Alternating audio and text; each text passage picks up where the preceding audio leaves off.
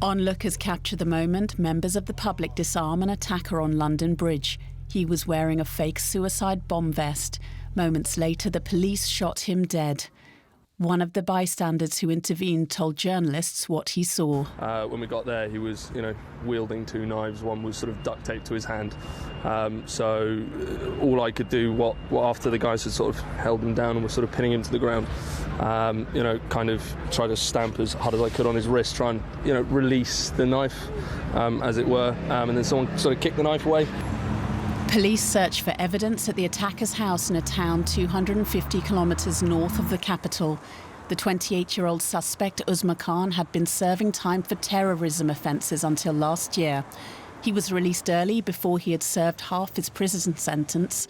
He was allowed to walk free after agreeing to wear an electronic tag. Britain is holding snap elections in less than 2 weeks, but campaigning in London is suspended for the weekend. UK Prime Minister Boris Johnson visited the site of the attack. Absolutely. Not only, as we say in the manifesto, that we want to toughen up sentences for serious and violent offences, and I've said for a long time now that I think the practice of automatic early release, where you cut a sentence in half and let really serious violent offenders out early, simply isn't working, and I think you've had some very good evidence of how that isn't working, I'm afraid, with this case. London's mayor from the main opposition party also visited the scene.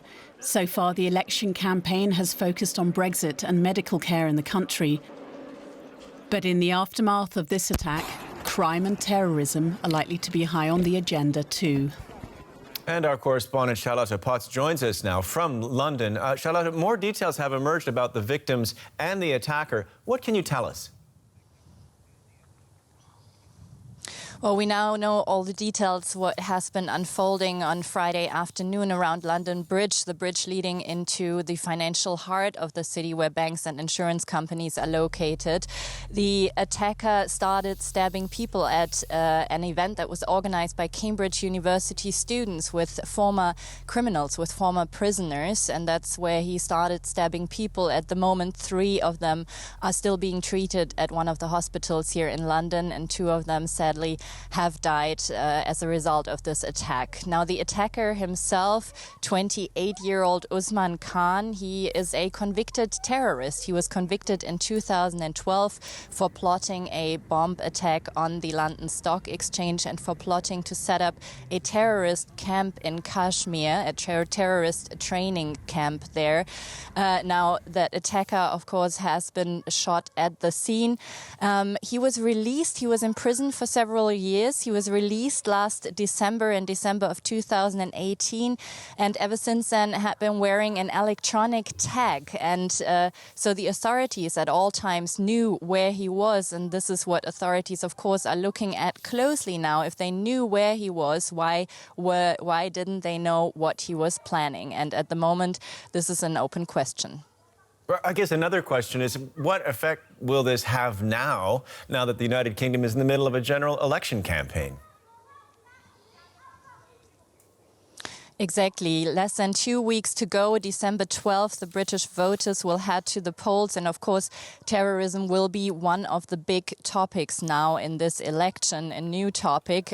Prime Minister Boris Johnson of the Conservative Party was very quick with a political message last night. And he said he has been always in favor of not releasing dangerous and violent criminals too early. So now already the calls for tougher sentencing from his side and from his cabinet. The security minister reiterated that this morning. And of course, this comes at an emotional time for the country, with Brexit already having divided this country, polarized this country. So now I guess Brexit will take a backseat in the 2 remaining weeks of the campaign, and terrorism and tougher sentencing will take a front seat. Okay, DW correspondent Charlotte Potts in London. Thanks for that.